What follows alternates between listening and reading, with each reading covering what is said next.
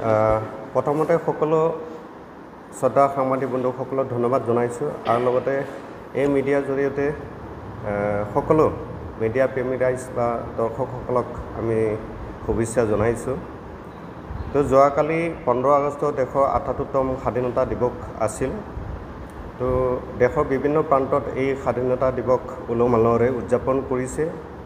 আমিও 29 নং শুক্লাই চেৰপাং ব্লক সমিতিয়ে দিনজোৰা বৰ্ণাঢ্য কাৰ্যসূচীৰে এই স্বাধীনতা দিৱস আমি উদযাপন কৰিছোঁ।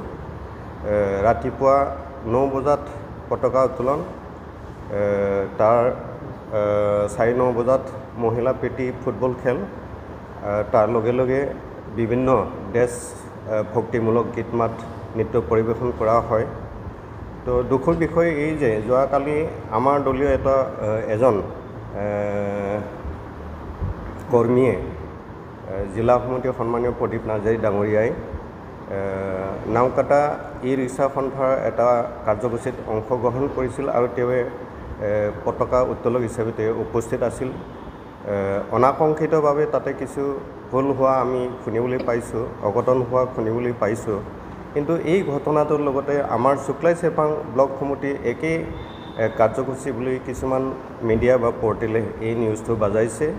তো সঠিক তথ্য নোলোৱাকৈ অন্য এটা কাৰ্যসূচী যি অঘটন, এই অঘটনটো আমাৰ ব্লক সমিতি কাৰ্যসূচী বুলি ইয়াতে কিছু ভুল বাতৰি প্ৰচাৰ কৰাৰ ক্ষেত্ৰত আমি 29 নং শুক্লাই চেৰপাং ব্লক কমিটিয়ে আমি দুখ প্ৰকাশ কৰিছোঁ আৰু এনেকুৱা অসত্য বা বাস্তৱহীনতা যি বাতৰি প্ৰচাৰ কৰা মিডিয়া বা পৰ্টেল তেওঁলোকক আমি গৰিহণা দিছোঁ।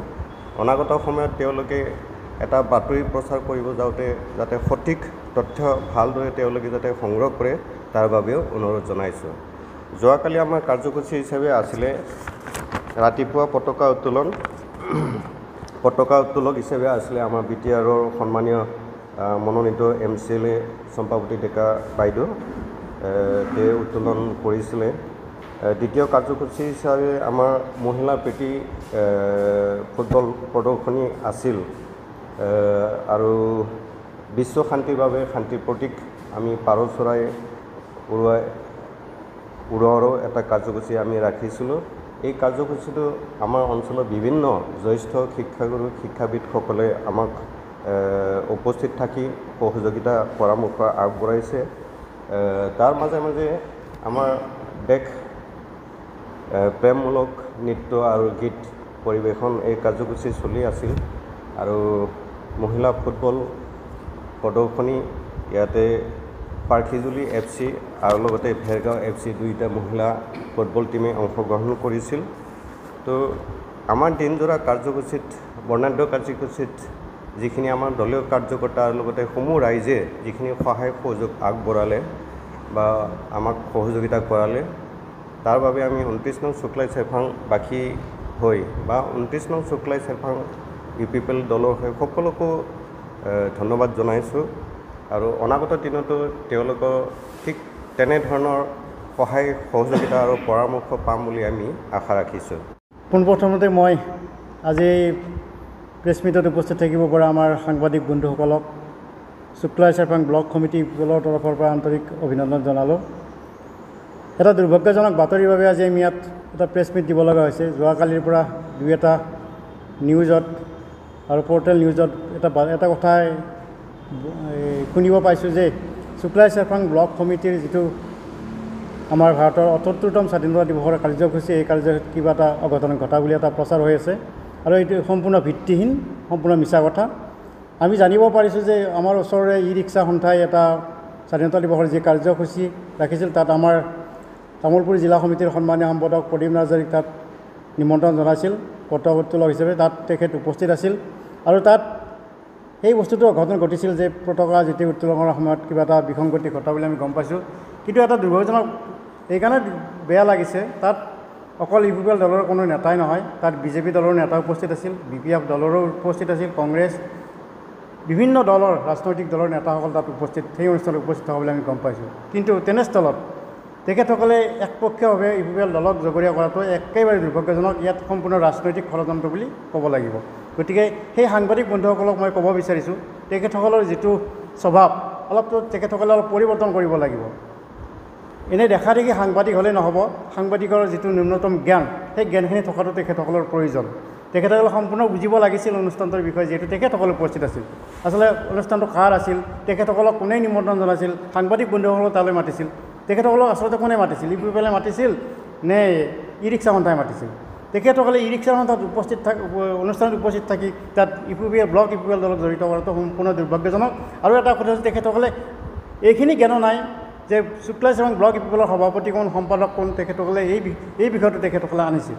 গতিকে মই আজি এই ইউপিপিএল দলৰ মজিয়াৰ পৰা তেখেতসকলক সকীয়াই দিব বিচাৰিছোঁ, ভৱিষ্যতে যাতে এনেকুৱা ধৰণৰ বিভ্ৰান্তিমূলক বাতৰি কোনো ধৰণৰ পৰিৱেশন নকৰে, যাতে সকলোৱে কথা বুজি লয়। কাৰণ সাংবাদিক হ'ল দেশৰ ধৰণীস্বৰূপ, তেখেতসকল নাথাকিলে দেশ কেতিয়াও উন্নতি কৰিব নোৱাৰে। গতিকে সাংবাদিক বন্ধুসকলৰ যি নীতি আদৰ্শ, তেখেতসকলৰ যি কৰ্তব্যনিষ্ঠা, সেই কৰ্তব্যনিষ্ঠা সুকলমে পালন কৰি কোনো ৰাজনৈতিক পৰিৱেশত মাজলৈ নাযায়, কোনো ৰাজনৈতিক ব্যক্তিৰ ছত্ৰছায়াত নাথাকি যাতে তেখেতসকলে তেখেতৰ সাংবাদিক জীৱনটো মুক্তভাৱে কৰি ৰাইজৰ উন্নতি আৰু উন্নয়নৰ বাবে যাতে কাম কৰি যায়, তাৰ কাৰণে মই আজিৰ এই হেৰিযোৰে আহ্বান জনাইছোঁ। ভৱিষ্যতে এনেকুৱা ধৰণৰ বিভ্ৰান্তিমূলক বাতৰি যাতে পৰিৱেশন নকৰে তাৰ বাবে তেখেতসকলক সকীয়াই দিছোঁ। যদি এনেদৰে কৈ থাকে তেতিয়াহ'লে আমি ইয়াৰ আইনী ব্যৱস্থা গ্ৰহণ কৰিবলৈ বাধ্য হ'ম। এই প্ৰচাৰটো সম্পূৰ্ণ ভিত্তিহীন। আগতে কৈছোঁ যে আচলতে আমাৰ দলৰ নেতাক অন্য এটা সন্থাই তাৰমানে কি কৰিছিল, স্বাধীনতা দিৱসত নিমন্ত্ৰণ জনাইছিল। এইটোতো সকলোৰে অধিকাৰ আছে, সকলো ৰাজনৈতিক দলৰ নেতা কৰ্মীক বা নেতৃত্বক যিকোনো অনুষ্ঠানত নিমন্ত্ৰণ জনাব পাৰে। আৰু আমাৰ দলৰো এনেকুৱা নীতি নাই যে আমাৰ কাৰোবাক নিমন্ত্ৰণ জনালে নাযাব, সেইটোতো নাই। কাৰণ ৰাইজে ভাল পাইছে, তেখেতক মাতিছে আৰু তেখেত তাত উপস্থিত হৈছে, উপস্থিত হৈ কাৰ্যটো ৰূপায়ণ কৰিছে। ইয়াততো ক'বলগীয়া একো নাই। কিন্তু একাংশ ব্যক্তিসকলে হয়তো ভাবিব পাৰে যে ইউপিপিএল দল যিটো অগ্ৰগতি দেখিছে, যে ইউপিপিএল দলৰ মানুহ কোনোবা এটা অনুষ্ঠানত গ'লে সেই মানুহখিনি যাতে ইউপিপিএলৰ হৈ যায় বুলি ভাবে নেকি, ভাবি পেলাই হয়তো ৰাজনৈতিক ষড়যন্ত্ৰ তেখেতসকলে এইটো কৰিছে যে আচলতে সেইটো ইউপিপিএল দলৰ প্ৰগ্ৰেম বুলি প্ৰচাৰ কৰিছে। আচলতে সেইটো নহয়। আমাৰ দলৰ নেতা কৰ্মীক যি অনুষ্ঠানতে মাতে আমি যাবই লাগিব। বেলেগ দলৰ ৰাজনৈতিক নেতাসকলক মাতিলে তেখেতসকলেও আহিব লাগিব। কিন্তু এইটো নহয় যে আমাৰ দলৰ মানুহ এজন ইউপিপিএল দলৰ মানুহ গ'লে সেই অনুষ্ঠানটো ইউপিপিএল হৈ যাব, বিজেপিৰ মানুহ গ'লে সেই অনুষ্ঠানটো বিজেপি হৈ যাব, বিপিএফৰ মানুহ গ'লে সেই অনুষ্ঠানটো বিপিএফ হৈ যাব। এইটোতো নহয়। এইটো সাংবাদিকসকলৰ সম্পূৰ্ণ ভুল ধাৰণা। তেখেতসকলে এইটো সম্পূৰ্ণ ভুল কৰিছে, একো নজনাকৈ বাতৰিটো পৰিৱেশন কৰিছে। তেখেতসকলৰ মই কৈছোঁ তেখেতসকলৰ সাংবাদিকতাৰ সামগ্ৰিক জ্ঞানখিনিও নাই। কাৰণ তেখেতসকলকতো নিমন্ত্ৰণ জনাইছিল সেই অনুষ্ঠানটোত, সাংবাদিক হিচাপে তেখেতসকলক ই ৰিক্সা সন্থাই মাতিছিল। তেখেতসকলে ই ৰিক্সা সন্থাত এই অনুষ্ঠানত উপস্থিত থাকি ইউপিপিএলক জগৰীয়া কৰাটো তেখেতসকলৰ পৰা একেবাৰে দুৰ্ভাগ্যজনক বিষয়। ভৱিষ্যতে যাতে এইটো কাম নকৰে তাৰ বাবে মই পুনৰবাৰ সকীয়াই দিছোঁ, যাতে এইটো নকৰে।